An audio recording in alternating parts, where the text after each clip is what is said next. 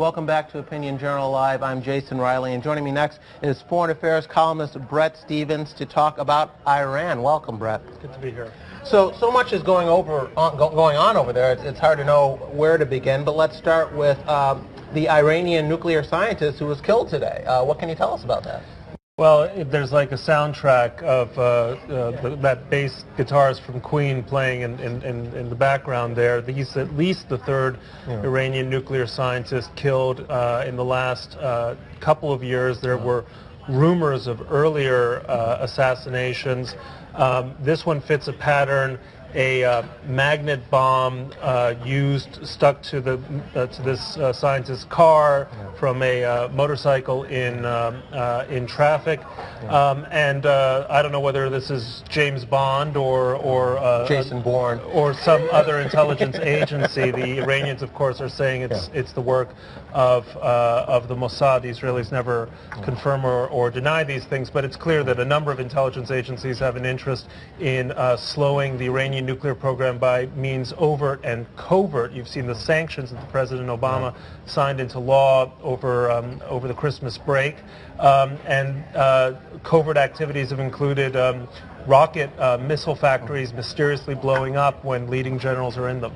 You mentioned the tension, the sanctions that Obama announced last month. The relationship between the U.S. and Iran is already very tense. Where is it going to go from here? Well, the relationship between Iran and the U.S. has always been tense. It's been tense since 1979. There's this view that there have been periods of lulls and potential rapprochements, but that's not true because the hostility of Iran towards its neighbors, its region, and especially towards the United States has been fairly unyielding, and people forget that it was during past presidencies where there were some Iranian presidencies, some hope of a rapprochement, that the Iranians were pursuing an illicit nuclear bomb. So we've had tension. We've had tension in the Strait of Hormuz, of course. I want to get to that, yeah. The great question is, will the Obama administration more or less allow Iran to walk across the goal line and become a de facto nuclear weapons power, or are they going to stop it? And that's the question of 2012. You mentioned the Strait of Hormuz situation. There's been some saber rattling going on there by the Iranian regime. Is that still going on? How is the U.S. responding? Do we know? What's the latest? Well, the question is the Iranians threatened the American aircraft carrier USS Carl Vinson not to return through the strait. The Navy basically said jump in the lake, so to speak, and we'll see what happens when at some point the Vinson or another carrier goes through.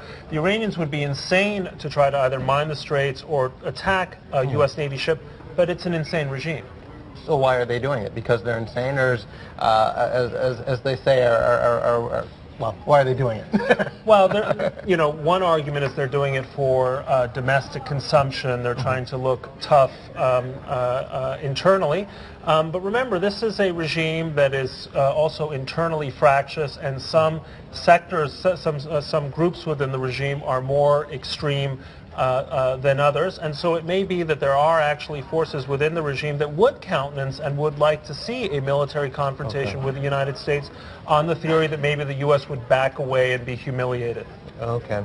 Also wanted to ask you about the recent death sentence handed down to a U.S. citizen, Amir Hekmati, who was arrested in Iran in September and charged with spying for the CIA. What can you tell us about that? Well, he's Arizona born. He's of Iranian-American descent. He has, on account of his ancestry, he had an Iranian passport, and according to his family, was visiting his grandmothers in Iran on his first visit.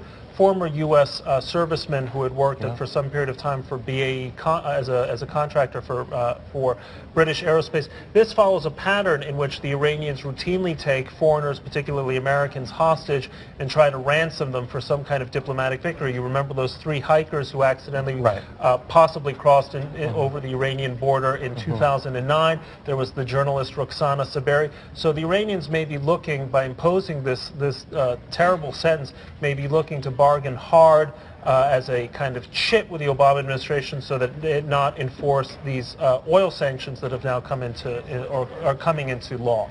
Okay, and finally, amidst all this, Iranian sailors keep falling into the water and getting rescued by U.S. vessels, Brett, twice in 2 weeks now, I believe?